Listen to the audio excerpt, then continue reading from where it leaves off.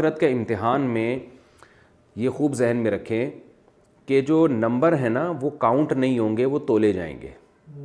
یہ بہت ٹیکنیکل فرق ہے دنیا اور آخرت کے امتحان میں. اگر کاؤنٹنگ کا حساب ہوتا اور اللہ تعالیٰ فرماتے کہ جس کے نیکی کے نمبر زیادہ ہو گئے اور گناہ کے نمبر کم ہو گئے تو وہ جنت میں جائے گا، تو ہم یہ کہتے کہ بھائی 51% اگر نمبر آپ کے ہو گئے ہیں نیکیوں کے اور گناہ کے 49 ہیں تو آپ جنت میں جائیں گے. تو پھر ہم کہتے ہیں کہ نیکی اور گناہ دونوں کو آپ پلس مائنس کر لیا کریں. آپ گناہ زیادہ کر رہے ہیں، نیکیاں زیادہ کر رہے ہیں، تو نیکیاں زیادہ کر رہے ہیں تو جنت میں جائیں گے. تھوڑے بہت گناہ بھی کرتے رہتے پھر کوئی مسئلہ نہ ہوتا. لیکن مسئلہ وہاں پر یہ ہے کہ اعمال جائیں گے تولے، یعنی ترازو میں رکھے جائیں گے. ادھر نیکیاں آئیں گی سیدھے ہاتھ پر اور الٹے ہاتھ پہ گناہ ترازو میں. تو بعض دفعہ یہ ہوتا ہے کہ ایک نیکی ایسی تگڑی ہوتی ہے، وہ اتنی وزنی ہوتی ہے کہ سارے گناہوں کو کھا جاتی ہے، اور بعض دفعہ ایک گناہ ایسا ہوتا ہے، وہ گناہ تو ایک ہے، وہ آپ نے جب ترازو میں رکھا تو وہ ساری نیکیوں کو ہڑپ کر گیا، وہ اتنا وزنی ہو جاتا ہے. جیسے حدیث میں آتا ہے ایک فاحشہ عورت نے کتے کو پانی پلایا، ایک برے آدمی نے پیاسے کتے کو پانی پلایا. وہ نیکی اتنی وزنی لگی اللہ تعالیٰ کی نظر میں اس کے اخلاص کی وجہ سے کہ وہ ساری برائیوں کو کھا گئی وہ. لیکن بعض دفعہ الٹا بھی ہو جاتا ہے کہ ایک نیک عورت نے بلی کو باندھ لیا اور بھوکا پیاسا مار دیا، تو وہ جرم اتنا وزنی ہو گیا جس کی وجہ سے اس کی ساری نیکیوں پہ وہ غالب آ گیا، تو وہ جہنم میں چلی گئی. تو اب ہمیں نہیں پتہ کون سی نیکی کا وزن بہت زیادہ ہے، کون سے گناہ کا وزن بہت زیادہ ہے. تو ہم نے ہر گناہ سے بچنا ہے اور اپنے اعمال میں زیادہ سے زیادہ نیکیوں کو ہم نے جمع کرنا ہے. کسی نیکی کو ہم نے حقیر نہیں سمجھنا. تو یہ کام پوری زندگی کا ہے. کوئی لگا بندہ ایسا نہیں ہے کہ آپ کو ہم یوں کہہ دیں یا قرآن و سنت نے بتا دی یہ کر لو تو بس جنت میں چلے جاؤ گے. نہ نہ نہ نہ نہ. آپ نے اصول اور ضابطہ جو قرآن نے بتایا ہے وہ یہ ہے، ان تجتنبوا کبائر ما تنہون عنہ نکفر عنکم سیئاتکم. اللہ فرماتے ہیں جن کبیرہ گناہوں سے ہم نے تمہیں بچنے کا حکم دیا ہے ان سے بچ جاؤ. بس صغیرہ اور چھوٹی موٹی خطائیں ہم معاف کر دیں گے. تو کبیرہ گناہوں سے بچنا بہرحال ضروری ہے، اور فرائض اور واجبات پورے کرنا بھی بہرحال ضروری ہے. علماء کہتے ہیں آپ فرائض پورے کر لیں، واجبات اور سنت مؤکدہ ان کو پورا کر لیں آپ، اور نوافل بے شک چھوڑ دیں آپ. باقی نوافل اپنے اعمال میں آپ جمع کرتے رہیں تاکہ گناہوں کا پلڑا اگر بھاری ہونے لگا تو کچھ نوافل کام آ جائیں اور یہ نیکی کے پلڑے کو جھکا دیں تو بہت اچھی بات ہے.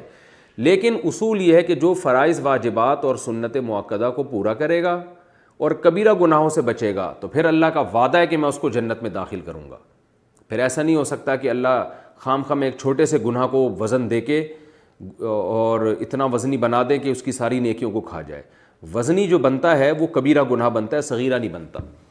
تو صغیرہ اگر کبھی کبھار ہو جائے تو اتنے گھبرانے کی بات نہیں ہے. ہاں صغیرہ کا اصرار کرنا، اس کو بار بار بار بار بار بار کرتے رہنا تو وہ بھی کبیرہ بن جاتا ہے.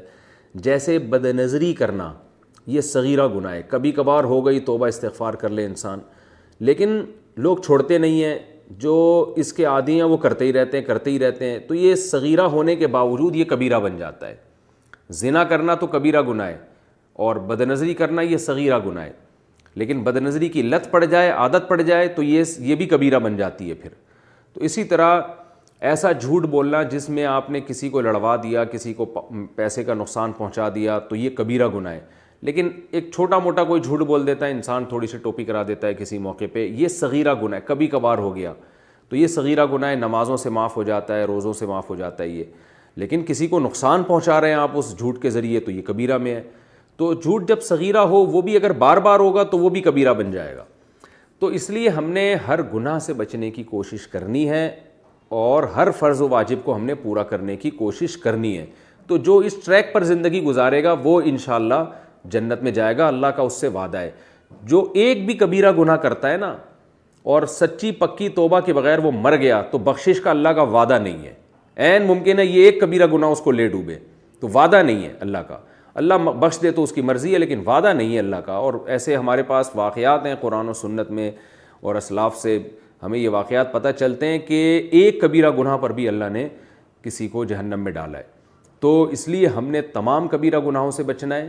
اگر خدا نخواستہ کبیرہ گناہ کسی سے ہو جائے تو فوراً سے پہلے توبہ کرنی ہے اس نے، تو اور کچھ نیکی بھی کر لینی ہے تاکہ اس کی تلافی ہو جائے. تو اس طرز پہ ہمیں زندگی پوری زندگی ہمیں گزارنی ہے، اور اللہ سے ڈرنا ہے کہ پتہ نہیں میری نیکیاں زیادہ ہیں یا برائیاں زیادہ ہیں، مجھے نہیں معلوم۔ نہ اتنا ڈرنا ہے کہ مایوس ہو جائیں، نہ اتنی امیدیں لگانی ہے کہ خوف ختم ہو جائے۔ الایمان بین الخوف والرجاء، امید اور خوف کے درمیان زندگی گزارنی ہے، بس یہی شریعت کا حکم ہے۔ بے فکری کی زندگی مرنے کے بعد شروع ہوگی۔ مرنے کے بعد اگر آپ کو اللہ نے اچھا ٹھکانہ دے دیا تو اب بے فکر ہو جائیں، مرنے سے پہلے پہلے کسی کو کچھ نہیں پتہ کیا ہونے والا ہے، اس لیے کرتے کرتے ڈرنا ہے اور ڈرتے ڈرتے کرنا ہے، تو اعمال میں ہم اس طرح سے جڑے رہیں گے۔ باقی احادیث میں اور کچھ طریقے ہیں کہ جن میں شارٹ کٹ طریقے سے ہم جنت میں جا سکتے ہیں، جیسے نبی صلی اللہ علیہ وسلم نے فرمایا الجہاد مختصر طریق الجنہ، جہاد جنت کا مختصر ترین ذریعہ ہے، راستہ ہے۔